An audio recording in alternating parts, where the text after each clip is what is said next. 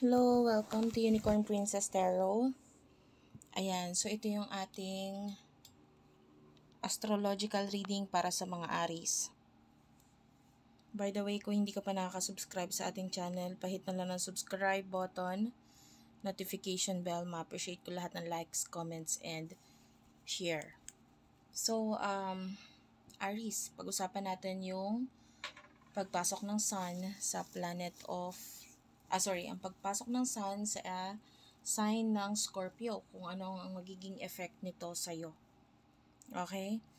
Be sure to check your sun sign, moon sign, and rising sign dahil itong mga ito ang pwedeng magbigay ng message para sa'yo. Okay, so simulan na natin. Nangyari na actually ito itong pagpasok ng Sun sa Scorpio, pero late lang itong reading ko para sa'yo. But I've done yung mga ibang sign na. Medyo nahuli lang tayo dito sa Aries kasi medyo na busy ako. But anyway, huli man, gawain natin. At least na-read ko siya. Ang effect kasi nito sa'yo ay pwedeng tumagal hanggang November 21 kasi doon naman yung Sun lilipat naman siya sa sign of Sagittarius. Sa ngayon, nandito siya sa Scorpio. Ayan, pumasok siya dyan October 22, 2024. Yung sign of Scorpio kasi actually it rules the sign, it rules sex, transformation, it rules secrets. Ayan. So, pwedeng may mga bagay kang malaman, makita, or, during this time, you are an Aries. So, there's a possibility din, around this time, October hanggang November 21, October 22 to 21 ng November, magiging mas mag-crave or mas gusto na ng sex, no? Or pwedeng mapag-usapan nyo regarding dito. And you are an Aries, your ruling planet is Mars. Yung Mars kasi kasalukuyan nasa sign of Cancer, and there's a possibility of,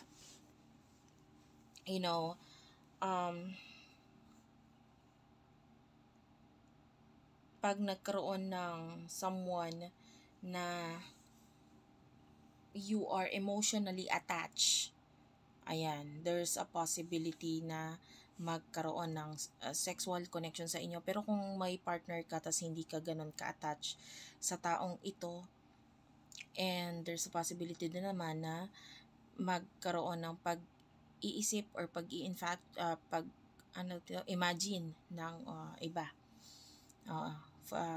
At yung iba na tinutukoy natin dito is someone that you are emotionally attached dito sa taong ito.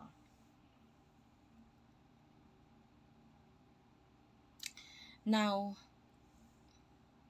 it is in your 8th house, the Sun.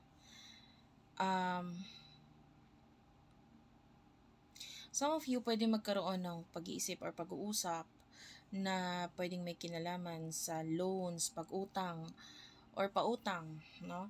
And pwedeng ito may kinalaman sa children. Kung hindi man pautang, could be mana, yan. And yung pag-uusap regarding dito ay pwedeng maisagawa during this time, around this time. Dahil pwedeng mapag-usapan yung mga bagay na pwedeng, for example, may mga naiwan, na property, yung taong yumao sa buhay ninyo. Ayan, pwedeng magbigay ng atensyon ngayon dito. And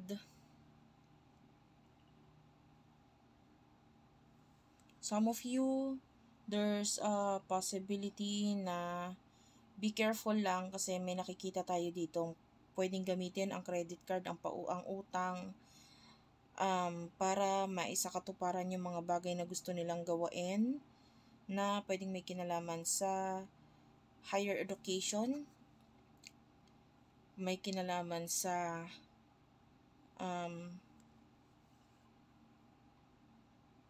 pagta-travel.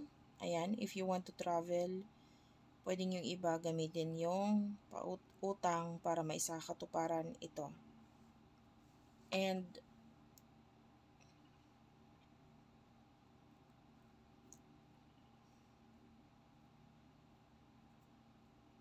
I can see also someone na pwedeng malayo sa'yo ang makipag-usap about something na may kinalaman sa spirituality, or if not, pwedeng may kinalaman sa negosyo.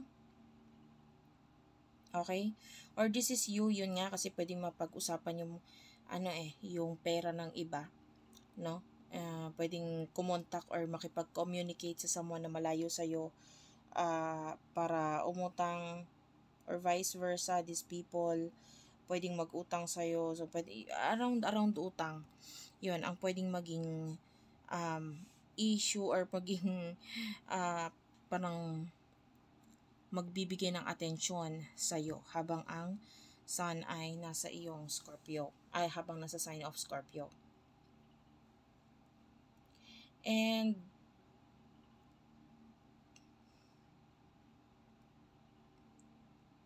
around this time, habang ginagawa ko tong reading na ito, yung sun is forming an square. Hindi magandang aspect yun eh. With the planet of Mars, planet of Pluto, planet of Mercury. Tapos nagkakaroon pa ng opposition itong si Mars kay Pluto, which is in the sign of Capricorn. Tapos si Mars is nasa Cancer. Ayaw talaga ayaw talaga ni Mars sa Cancer, sa totoo lang. Etong si Mars kasi pag nasa Cancer siya, para siyang, alam mo yung sundalo na ipinaupo mo sa sa mga nagkakantahan sa camping na parang masayang-masaya sila, tapos nagigitara, ganyan. And itong si Cancer, si Mars pala, no, is like the sundalo or the warrior, kung tawagin. So, parang hindi siya at home doon. Hindi niya gusto yung mga nangyayari doon.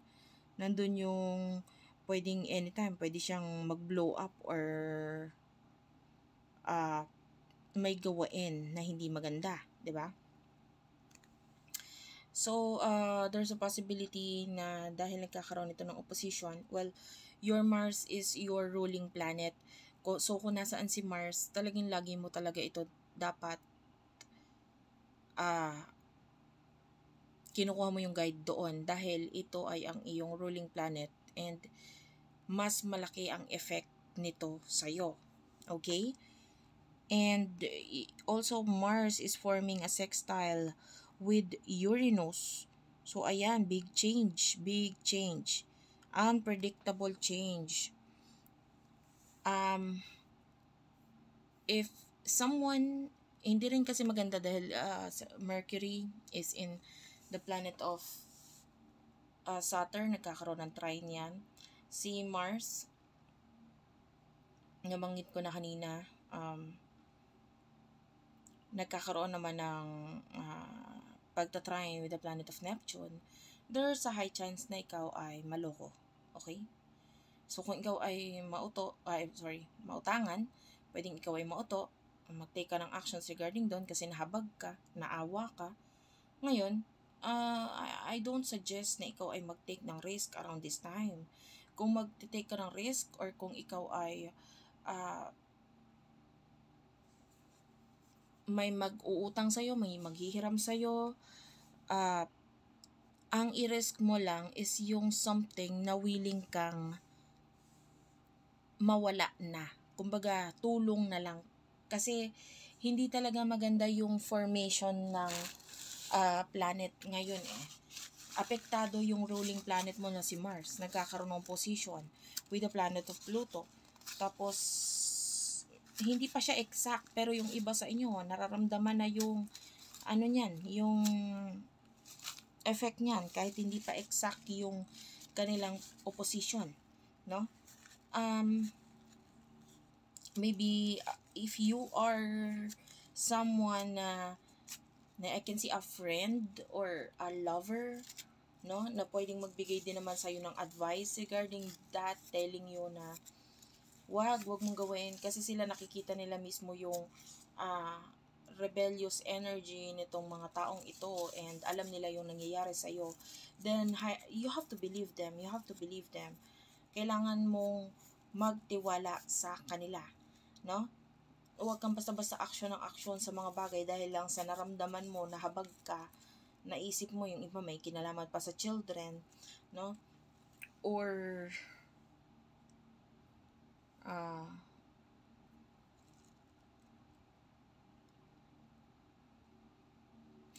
yeah, because Uranus is currently nandito sa iyong sign of, I mean, in your second house.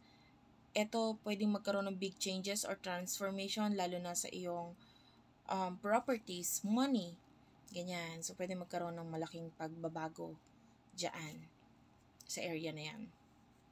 And magiging madali yun according sa kung anong action na gagawain mo. Pwedeng yung iba sa inyo meron din transformation na gagawain na may kinalaman sa home, sa house. Yan. Yung iba pwedeng mapag-usapan yung lipat na lang tayong bahay kasi hindi ko feel dito sa bahay na to, etc. And you will take actions regarding that, paglipat ng neighborhood. Yung iba naman sa inyo pwedeng mapag-usapan with regards to your lover. Yan, lalo na yung may mga kakonect dyan or may karelasyon na sa malayo sa inyo. So, pwedeng mapag-usapan yung mga bagay na may kinalaman sa paglipat ng home or house. Kasi, you know, mag-live-in na tayo, pwedeng ganun. Hindi kasi, hindi, or just in case kung tayo ay magpapakasal, saan tayo pupunta or saan tayo mag-i-stay, no? Diyan ba sa place ninyo or sa place namin? So, pwedeng mapag-usapan din yan around this time.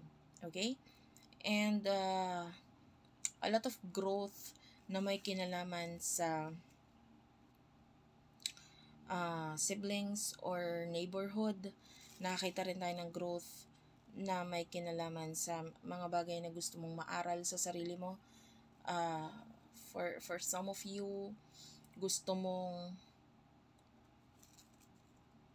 magkaroon ng deeper level of knowledge sa isang bagay, skills mo, gusto mong ma-enhance.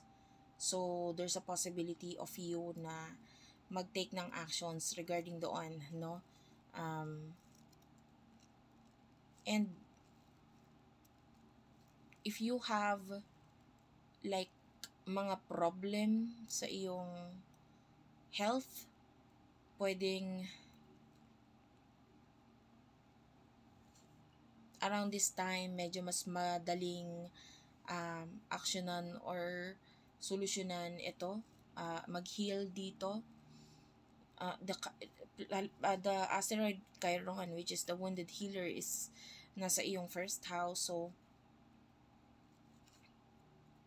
medyo magiging madali para sa'yo na gamitin, or pwedeng magamit mo rin kasi yung mga resources na meron ka ngayon in order for you to heal kung ano naman yung mga dapat mong i-heal sa buhay mo. Okay? And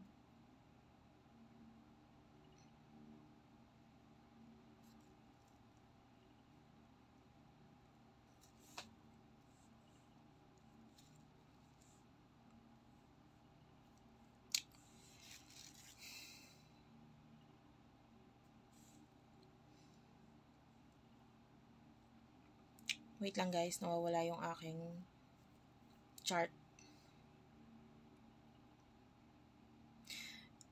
November 19, si Sun, magkakaroon siya ng trining with the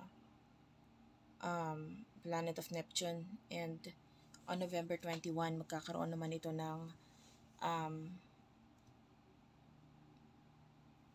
sextile with the planet of Pluto. Pero bago tayo pumunta doon, pag-usapan muna natin yung Sun na nagkakaroon ng opposition sa planet of Uranus on November 17. Ito medyo medyo kailangan mong pag-ingatan itong date na ito. Days before and days after, no? Kasi pwedeng magkaroon ng mga bagay na gagawain mo pagdating sa iyong money, properties, resources, or with regards to your daily activities. You have to be careful. There's a high chance of accidents, no? Kung hindi man ikaw, could be may kinalaman sa children, or if you are pregnant, or yung iba pwedeng discovering, no, pwedeng ma-discover mo that you are pregnant, or yun nga, pwedeng manganganak because it involves a child para sa iba, no? Pwedeng magkaroon ng mga realizations or makita mo na yung mga secrets, or Scorpio, and it is in your 8th house. So ito ay may kinalaman sa area ng reproductive organ. Okay? So be mindful of that, no?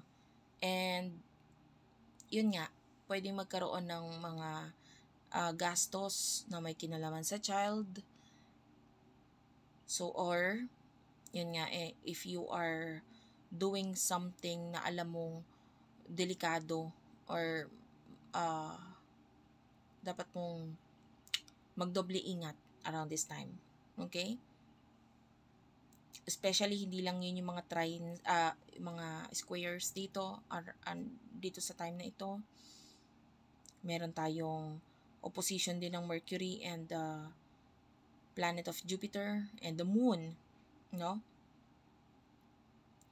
So pwedeng magkaroon ng pagkakaaway, pagkakagalit, pwedeng may kinalaman sa children, or with the use of the social media. Ayan, pwede magkaroon ng pagkakaaway or pagkakagalit diyan, or pwede may mga ma-discover ka through the social media na hindi mo magustuhan. And yan, lalo na kung ito ay problem na may kinalaman sa child or health related problem, or you discovering that your partner is hindi siya ganun ka-faithful. If you do have one, there's a possibility of you na ma-discover itong bagay na ito na ng bababae pala siya, ng lalaki pala siya, or your partner is having a child and you are not yet ready, ganun.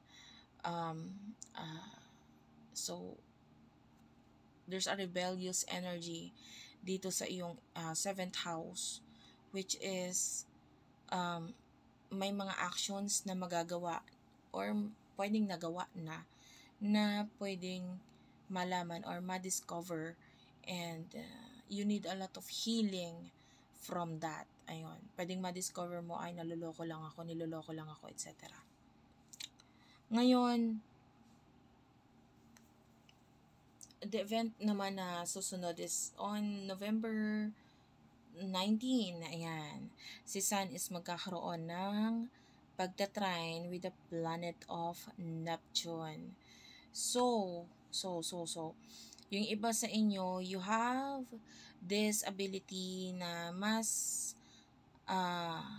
malaman mo kung ano yung mga dapat mong gagawain, dahil magiging malinaw para sa iyo yung dreams, yung kutob mo, pwedeng ayan. Mga secrets na yan, pwedeng yun nga, mas maging malinaw sa iyo, and then mas alam mo na kung ano dapat gagawain regarding dito, especially nagkakaroon ito ng trine and sextile, Pluto and Uranus, Neptune, ayan, pare-pareho yan, no? Saturn is having trine with the moon. And itong meron tayo ditong event wherein kumbaga kung tawagin sa astrology is the grand, not grand, it's the kite, no? So pwedeng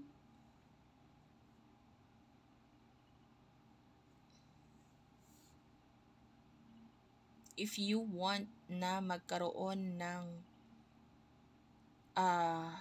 or pagta-travel,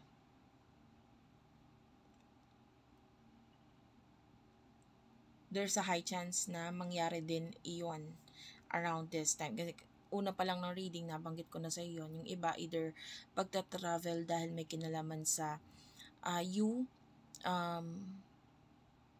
anong tawag dito, magkakaroon ng bakasyon, ano?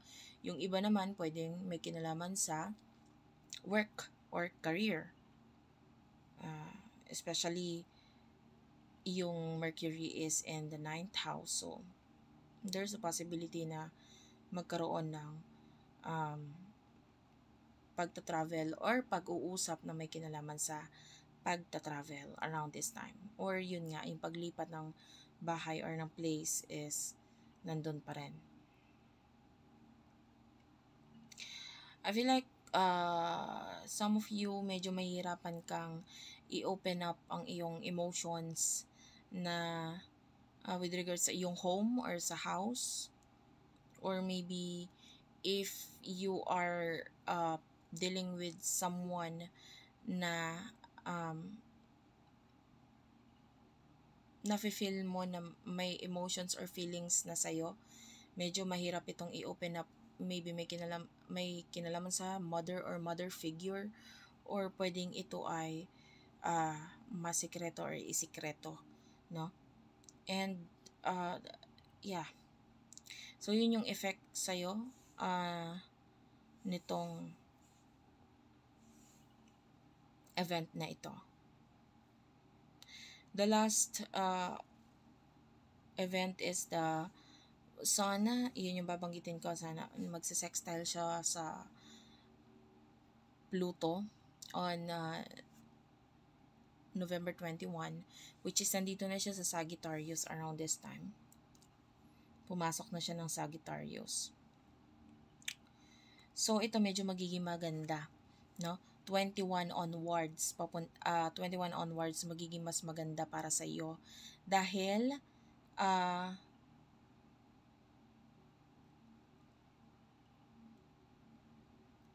medyo magkakaroon ng pagbabago pagdating sa iyong career na magbe-benefit ka. So, pwedeng, yun nga, yung iba, kung ito ay may kinalaman sa paglipat mo ng career, paglipat mo ng tahanan, medyo mas magiging maganda yung kalagayan mo. Talagang mararamdaman mo na yung growth pagdating sa iyo, no? Magkakaroon ng growth pagdating sa communication, yun ay dahil pwedeng yung iba mapapalayo ka nga sa iyong mga mahal sa buhay, or, you know, basta there's an increase of communication around this time. Okay? And also, around this time, pwedeng papunta na rin si Venus. I mean, Venus is already in the sign of Capricorn. Pero mas makikita natin na mas mapapamahal ka sa ginagawa mo, lalo na sa iyong lalo na sa iyong work or career, no? And you will feel happy na magtatrabaho ka araw-araw or doing your job, career, kung ano man yan, projects or what. And also relationship with regards to your boss, with regards to someone na mas ahead sa'yo, maybe even a father figure sa iba. Yung iba na nakaranas ng death of a family member, pwedeng nandito na yung acceptance around this time, and magiging mas magaan na, or yun nga, medyo mas madali nang pumasok or mag-focus sa career dahil nandun na yung na-accept mo na yung mga nangyari or mga nawala sa'yo. Okay? So,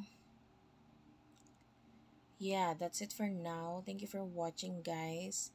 Hopefully ay nakarelate or nakaresonate ka. And also, yung pag-alis ng maybe a child sa inyong home is high chance din, or magkaroon ng pagbabago regarding a child sa inyong tahanan. Okay, kung hindi ikaw itong alis, pwedeng itong child neto.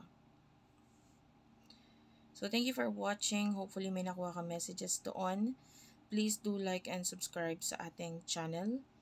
And yung page ko, Madam P, paki-follow din ako doon sa Facebook.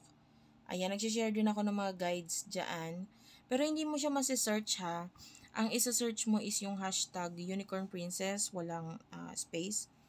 Hashtag Virgo Philippines, alin man doon sa ibang channel. Channel name yung nilalagay ko doon sa hashtag. Pag nagpo-post ako, nakalagay yon. So, mas madali mo siyang ma-search kung yun ang ilalagay mo sa search box. And if you want to book a personal reading, doon ka nga sa page pwedeng magsabi. May admin ako na makakausap mo at mag-a-assist sa'yo. And meron ding Gmail, kung wala kang Facebook, virgophilippines@gmail.com. And if you want to follow me on TikTok, Unipre. Ayan, dyan mo ko, pwede mo rin ako i-follow sa TikTok. May mga videos din ako in-upload dyan. And dyan available sa aking TikTok naman yung mga products like mga bracelet, crystals, ganyan. And evil eye, if you want protection, mga lucky charm.